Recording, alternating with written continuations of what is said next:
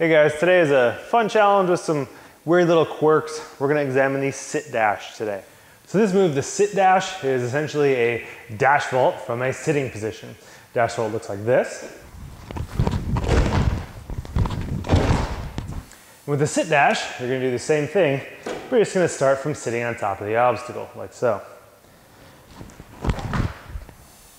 On its own, the move is practical for getting off of high structures.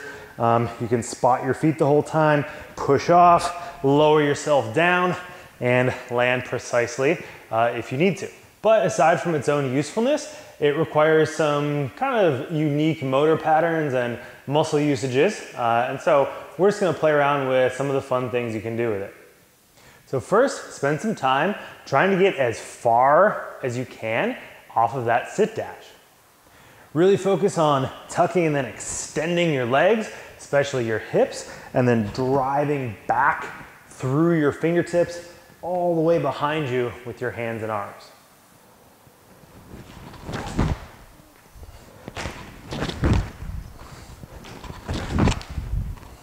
There are lots of factors that you can adjust and play with.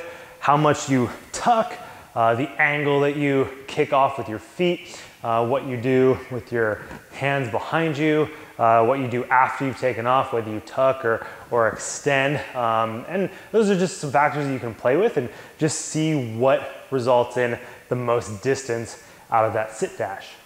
So you might have heard me prattle on at one point or another when I'm talking about jumping about the importance of hip extension. There's a variation of this sit dash movement that we can do that's really going to emphasize that and help you work and build up your ability to really extend your hips strongly.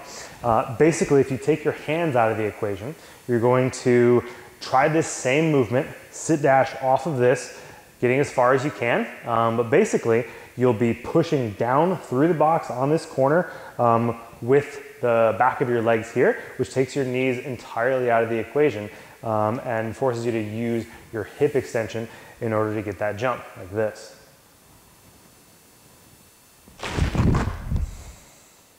So without your hands, see how much distance you can get with a jump from a seated position.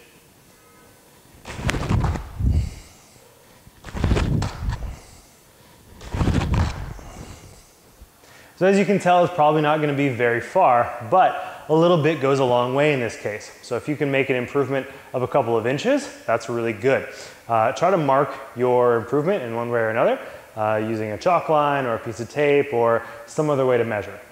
All right, there you go. There's your challenge for the day. Fun little technique-oriented skill.